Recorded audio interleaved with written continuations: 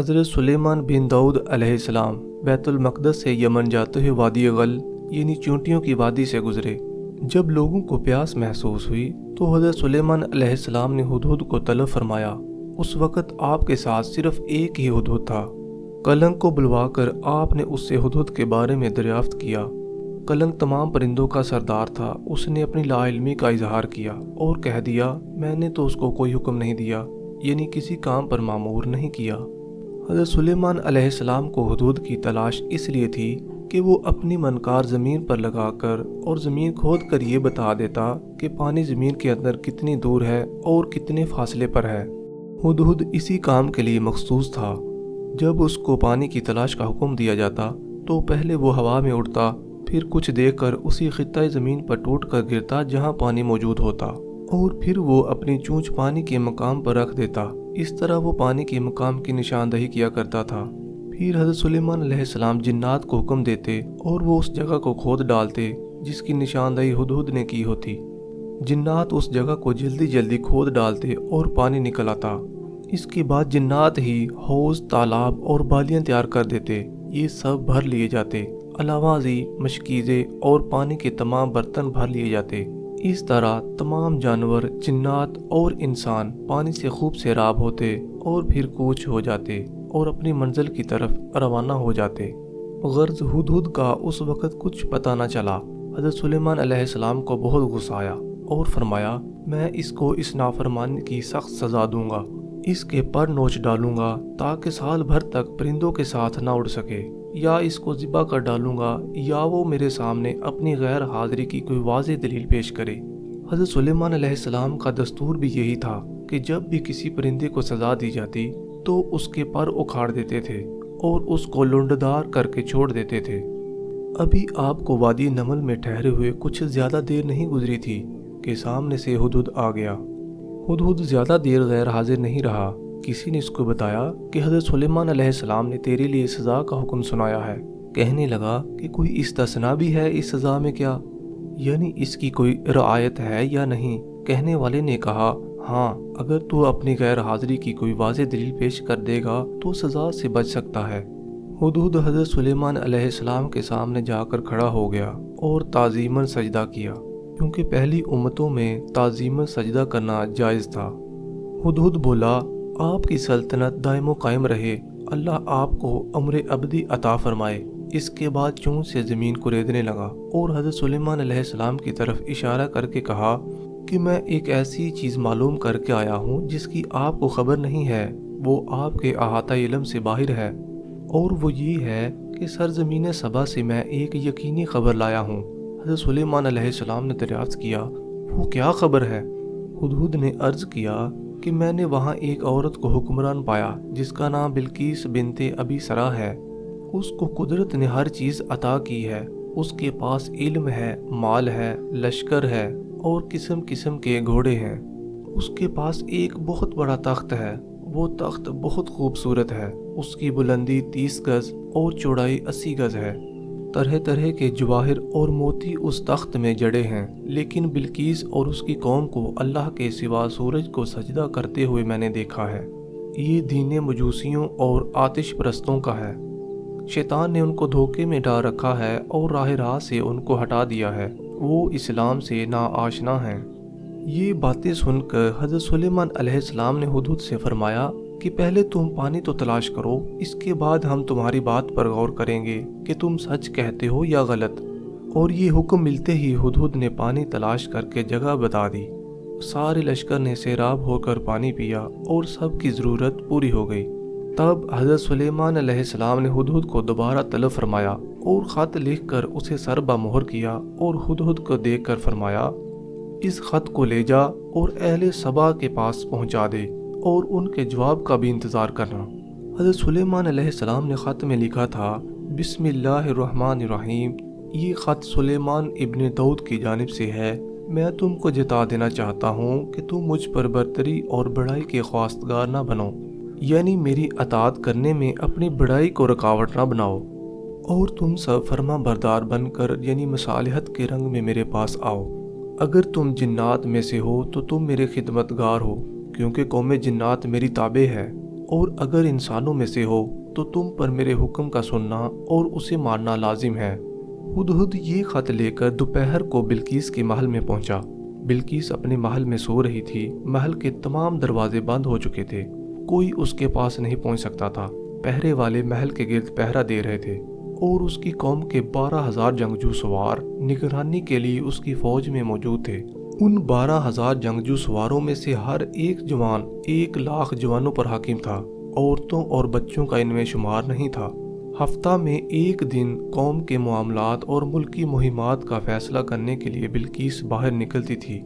اس کا تخت سونے کے 4 پایوں پر قائم تھا۔ وہ اس تخت پر اس طرح آ کر بیٹھتی تھی کہ خود تو لوگوں کو دیکھتی لیکن اس کو کوئی نہیں دیکھ سکتا تھا۔ جب بھی کبھی کوئی شخص عرض مطلب کے لیے اس کے حضور پہنچتا تو سامنے پہنچ کر کچھ دیر سر جھکائے کھڑا رہتا اور پھر سجدہ کرتا۔ وہ اس وقت تک سجدے سے سر نہیں اٹھا سکتا تھا جب تک ملکہ بلقیس اس کو سر اٹھانے کی اجازت نہیں دے دیتی، اور جب تمام معاملات اور مہمات کا فیصلہ ہو جاتا تو پھر وہ اپنے محل میں واپس چلی جاتی اور پھر دوبارہ ہفتہ بھر کے لیے اسے کوئی نہیں دیکھ سکتا تھا۔ بلقیس کا ملک یمن بہت ہی بڑا ملک تھا۔ بہرحال ہدہد جب خط لے کر پہنچا تو اس نے محل کے دروازے بند پائے اور چاروں طرف پہرے والے پہرے پر موجود تھے۔ ہدہد نے بلقیس کے پاس پہنچنے کے لیے محل کے گرد چکر لگائے۔ آخر کار وہ ایک کمرے سے دوسرے سے تیسرے سے ہوتا ہوا ایک روشن دان کے ذریعے بلقیس کے کمرے میں پہنچ گیا۔ بلقیس 30 گز اونچے تخت پر چت لیٹی سو رہی تھی اور اس کے جسم پر صرف ایک چادر کے سوا اور کوئی لباس نہیں تھا، اور وہ بھی اس کی زیر ناف پڑی تھی۔ اوپر کا جسم بالکل برہنہ تھا، چادر صرف ستر عورت کے لیے تھی اور بلقیس ہمیشہ اسی ڈھنگ سے سوتی تھی۔ ہدہد نے وہ خط اس کے پہلو میں رکھ دیا اور خود اڑ کر روشن دان میں جا بیٹھا اور بلقیس کے بیدار ہونے کا انتظار کرنے لگا کہ جب وہ بیدار ہو تو خط پڑھ لے۔ لیکن بلقیس دیر تک سوتی رہی۔ جب اس کو سوتے ہوئے بہت زیادہ دیر ہو گئی تو ہدہد نے روشن دان سے اتر کر اپنی چونچ سے بلقیس کو ٹھونگ ماری۔ بلقیس کی آنکھ کھل گئی اور اس نے اپنے پہلو میں خط رکھا ہوا پایا۔ اس نے خط کو اٹھایا اور آنکھیں مل کر اچھی طرح بیدار ہو کر اس خط کو دیکھا اور سوچنے لگی، محل کے تمام دروازے بند تھے، یہ خط یہاں کیسے آ گیا؟ کمرے سے نکلی اور محل کے پہرے والوں سے دریافت کیا، کیا تم نے کسی کو میرے کمرے میں داخل ہوتے ہوئے دیکھا ہے؟ چوکیداروں نے کہا کہ دروازے اسی طرح بند ہیں جیسے بند کیے گئے تھے اور ہم محل کے ارد گرد پہرا دے رہے ہیں، کسی کے بھی اندر داخل ہونے کا امکان ہی نہیں۔ ملکہ بلقیس پڑھی لکھی عورت تھی، اس نے خط کھول کر پڑھا۔ اس میں سب سے پہلے بسم اللہ الرحمن الرحیم تحریر تھا۔ خط پڑھ کر اس نے عمائدین قوم کو طلب کیا۔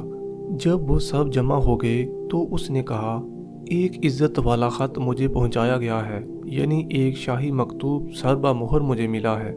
میرا تو یہ ہمیشہ سے معمول رہا ہے کہ جب تک تو موجود نہ ہو اور مشورہ میں حاضر نہ ہو تو میں کسی بات کا فیصلہ نہیں کیا کرتی۔ سرداروں نے جواب دیا کہ ہم بڑے طاقتور جنگجو اور بہادر ہیں، جنگ، قوت اور کثرت افراد میں ہم پر کوئی غالب نہیں آ سکتا۔ اے بلقیس، تو ہم سب کی سرداروں کی سردار ہے، تو اپنے معاملہ کو خوب سمجھتی ہے۔ سرداروں کو نصیحت نہیں کی جاتی بلکہ حکم کیا جاتا ہے۔ تو ہم کو حکم دے، ہم تیرے حکم پر چلیں گے۔ ملکہ نے سرداروں کا یہ جواب سن کر کہا کہ دستور عام یہ ہے کہ بادشاہ جب کسی بستی میں داخل ہوتے ہیں تو اسے برباد کر دیتے ہیں اور معززین کو رسوا کرتے ہیں، لوگوں کا مال چھین لیتے ہیں اور قتل و غارت گری کرتے ہیں، قیدی بناتے ہیں، غرض ہر طرح برباد کر کے چھوڑتے ہیں۔ اس کے بعد ملکہ بلقیس نے کہا کہ میں سلیمان کی جانب ایک ہدیہ بھیجتی ہوں اور آزماتی ہوں کہ قاصد میرے پاس کیا جواب لاتے ہیں اور وہاں کے کیا حالات سناتے ہیں۔ اس کے بعد بلقیس نے 12 ایسے غلام انتخاب کیے جن میں زنانہ پن نمایاں تھا، ان کے ہاتھوں پر مہندی لگوائی اور بالوں میں کنگھی کرائی گئی، بناؤ سنگار کیا گیا اور لڑکیوں کا لباس پہنایا گیا۔ ملکہ نے ان کو نصیحت کر دی کہ جب ان سے کچھ پوچھا جائے اور سلیمان ان سے کچھ گفتگو کریں تو وہ اس طرح جواب دیں جس طرح عورتیں جواب دیتی ہیں۔ پھر ملکہ نے ایسی 12 لڑکیاں منتخب کیں جن میں مردانہ علامتیں نمایاں تھیں۔ مردوں کی طرح ان کے اعضاء سخت تھے، ان کے سروں کے بال مردوں کی طرح بنوا کر ان کو مردانہ کپڑے پہنا دیے گئے اور جوتیاں بھی پہنا دی گئیں۔ ان کو اچھی طرح سمجھا دیا گیا کہ جب تم سے گفتگو ہو تو تم مردوں کے لہجے میں بے حجابانہ جواب دینا۔ ان باندیوں اور غلاموں کے ساتھ یلجوگ کی لکڑی، مشک، عنبر اور ریشم، یہ تمام چیزیں طباقوں میں سجا دی گئیں۔ بہت زیادہ دودھ دینے والی عربی نسل کی اونٹنیاں، 2 خر مہرے یعنی بڑی کوڑیاں جن میں ایک بالدار سوراخ والا تھا اور دوسرا بغیر سوراخ کے، ایک خالی پیالہ، ان تمام تحفہ ہدایہ کے ساتھ ایک عورت کو بھی حضرت سلیمان علیہ السلام کی خدمت میں بھیجا اور اس کو تاکید کر دی کہ حضرت سلیمان علیہ السلام جو بات کہیں اسے یاد رکھے اور جو واقعات وہاں گزریں ان کو لفظ بالفظ یہاں آ کر بیان کرے۔ ساتھ ہی ساتھ یہ ہدایت کی کہ وہ دربار میں سب کھڑے رہیں، جب تک بیٹھنے کی اجازت نہ ملے نہ بیٹھیں۔ اگر وہ جبار بادشاہ ہوں گے تو تم سب کو بیٹھنے کا حکم نہیں دیں گے، اور پھر میں ان کو مال دے کر اور لالچ دے کر راضی کر لوں گی تاکہ وہ ہماری طرف سے خاموش ہو جائیں اور حملہ نہ کریں۔ اور اگر وہ بردبار اور صاحب علم اور فہیم ہوں گے تو وہ تم کو بیٹھنے کا حکم دیں گے۔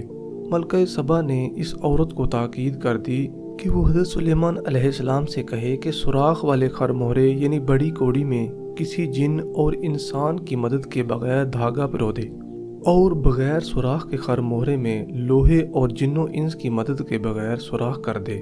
دوسرا یہ کہ غلام اور باندیوں کو الگ الگ کر دیں، یعنی عورتوں کو الگ اور مردوں کو الگ کر دیں، اور جو ساتھ خالی پیالہ دیا تھا پیالے کو ایسے پانی سے بھر دیں جو جھاگ والا میٹھا ہو، اور وہ پانی نہ زمین کا ہو نہ آسمان کا۔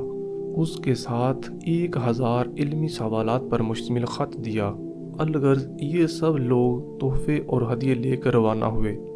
جب یہ سب لوگ حضرت سلیمان علیہ السلام کے دربار میں پہنچے اور بلقیس کے ارسال کردہ تمام تحائف پیش کیے، حضرت سلیمان علیہ السلام نے جب ان ہدایہ کو دیکھا تو نہ ان کی طرف قدم بڑھایا اور نہ ان کو لینے کے لیے ہاتھ بڑھایا، نہ ان کو حقیر و کمتر بتایا، یعنی نہ کسی خوشی کا اظہار کیا اور نہ ناگواری کا۔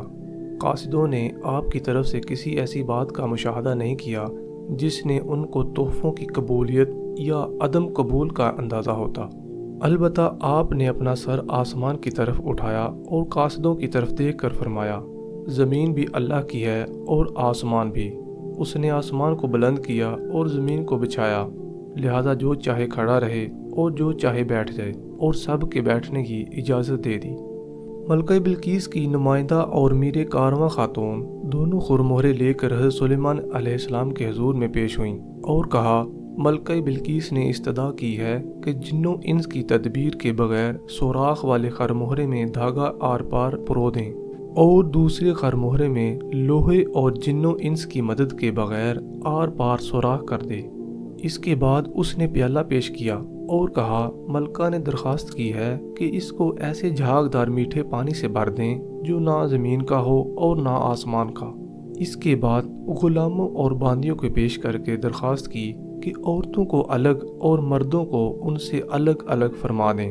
حضرت سلیمان علیہ السلام نے اعیان مملکت اور امراء سلطنت کو جمع کیا اور دونوں خرمہروں میں سے سوراخ والا خرمہرہ لے کر فرمایا، اس خرمہرے میں کون اس پار سے دھاگا ڈال کر دوسری طرف سے نکال دے گا، لیکن جنوں انس میں سے کوئی اس کو مس نہ کرے۔ یہ حکم سن کر کھجور میں رہنے والے سرخ رنگ کے ایک کیڑے نے عرض کیا، اے سلطان، میں آپ کی یہ خدمت بجا لاتا ہوں، بشرطے کہ آپ میری روزی رطب یعنی شوارہ یا کھجور سے مقرر فرما دیں۔ آپ نے اس کی عرض داشت منظور کر لی۔ راوی کا بیان ہے کہ کیڑے نے سر سے دھاگا لپیٹ لیا اور خرمہرے میں داخل ہو گیا اور دوسری جانب سے دھاگا لے کر نکل گیا۔ چنانچہ اس خدمت کے عوض آپ نے اس کی روزی رطب میں مقرر فرما دی۔ پھر آپ نے دوسرا خرمہرہ لیا اور فرمایا، کون ہے جو اس میں سوراخ کر دے لیکن لوہے کی مدد کے بغیر؟ یہ سن کر لکڑی کے کیڑے نے آگے بڑھ کر کہا کہ میں یہ خدمت بجا لاؤں گا، مگر اس شرط کے ساتھ کہ میری روزی لکڑی میں مقرر کر دی جائے۔ اس کی بھی درخواست منظور ہوئی۔ پس لکڑی کے کیڑے نے خرمہرے میں سوراخ کرنا شروع کیا اور اس میں آر پار سوراخ کر دیا، اور اس خدمت کے عوض اس کی روزی لکڑی میں مقرر کر دی گئی۔ اس کے بعد پیالہ آپ کے سامنے رکھا گیا تاکہ میٹھے اور جھاگ والے پانی سے جو نہ زمین کا ہو نہ آسمان کا اس کو پر کر دیا جائے۔ آپ نے اپنے عربی گھوڑوں کو طلب کیا اور ان کو دوڑا دیا۔ جب دوڑتے دوڑتے ان کے پسینے بہنے لگے اس وقت ان کے پسینے سے اس پیالے کو بھر لیا گیا۔ ناظرین، یہی وہ جھاگ والا میٹھا پانی تھا جو نہ زمین کا تھا اور نہ آسمان کا۔ اس کے بعد آپ نے پانی منگوایا تو ان خدمت گاروں کو جن میں عورتیں اور مرد شامل تھے وضو کرنے کا حکم دیا گیا تاکہ لڑکوں اور لڑکیوں میں امتیاز ہو جائے۔ پہلے لڑکیوں نے جو لڑکوں کی شکل میں تھیں ہاتھوں پر پانی اس طرح بہانا شروع کیا کہ ایک لڑکی نے بائیں ہاتھ میں پانی کا برتن لے کر دائیں ہاتھ کی ہتھیلی پر پانی لیا اور اپنا بایاں بازو دھویا۔ پھر اسی طرح دائیں ہاتھ میں پانی کا برتن لے کر بائیں ہاتھ میں پانی لیا اور اس سے دایاں بازو دھویا۔ اس سے معلوم ہو گیا کہ یہ لونڈیاں یعنی لڑکیاں ہیں۔ ان کو آپ نے ایک طرف کر دیا۔ پھر اس کے بعد ان غلاموں کو پانی دیا گیا جو لڑکیوں کی شکل میں تھے۔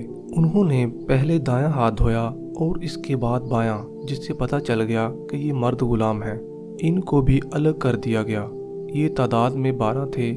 اس طرح لڑکوں اور لڑکیوں کو الگ الگ فرما دیا۔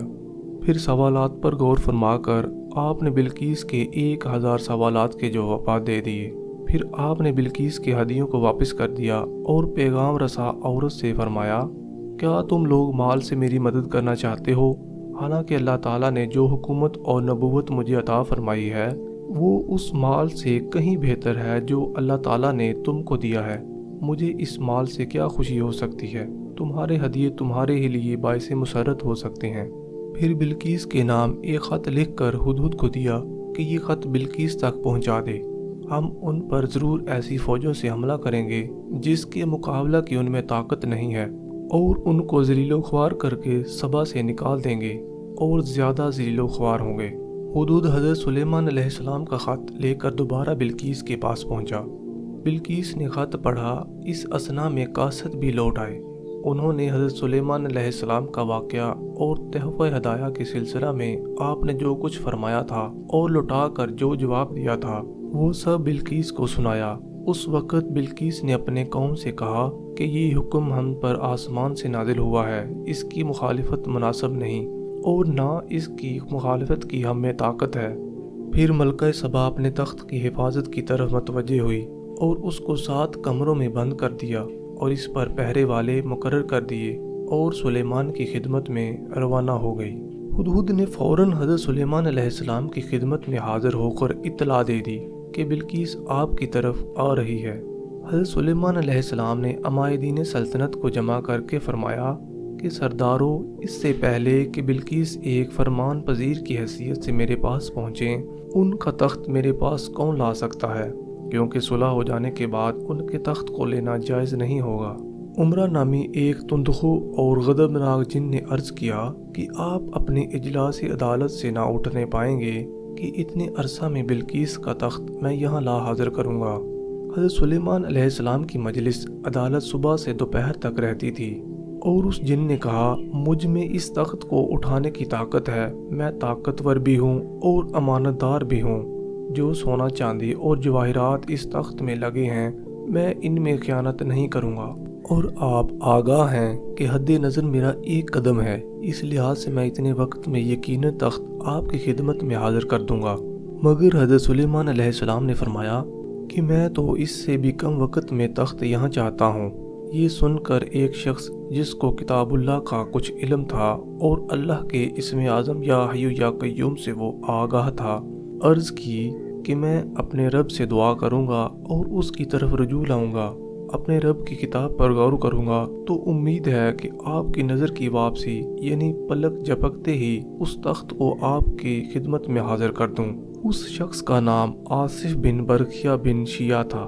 اس کی والدہ کا نام باتورہ تھا۔ یہ بنی اسرائیل کا تھا۔ چونکہ وہ اسم اعظم سے واقف تھا اس لیے حضرت سلیمان علیہ السلام نے کہا کہ اگر تم نے یہ کام انجام دے لیا تو تم غلبہ اور بلندی پاؤ گے، اور اگر تم اس کام کو انجام نہ دے سکے تو تم مجھے ان درباریوں کے سامنے شرمندہ نہ کرنا، کیونکہ میں جن و انسان دونوں کا سردار ہوں، یعنی ناکامی کی صورت میں میرے حضور میں مت آنا۔ چنانچہ حضرت آصف برقیہ اٹھے اور وضو کر کے اللہ تعالیٰ کی جناب میں سجدہ کیا اور اسم اعظم پڑھ کر دعا کرنے لگے۔ حضرت علی مرتضیٰ رضی اللہ تعالیٰ عنہ سے روایت ہے کہ اسم اعظم کے ساتھ جس نے بھی دعا کی اس کی دعا اللہ تعالیٰ نے قبول فرمائی، اور اسم اعظم کے وسیلے سے جس نے کچھ مانگا اسے اللہ تعالیٰ عطا فرما دیا، اور وہ ذوالجلال والاکرام ہے۔ آصف برقیہ کی دعا مانگتے ہی ملکہ بلقیس کا تخت زمین کے نیچے سے غائب ہوا اور حضرت سلیمان علیہ السلام کی کرسی کے پاس سے نمودار ہو گیا۔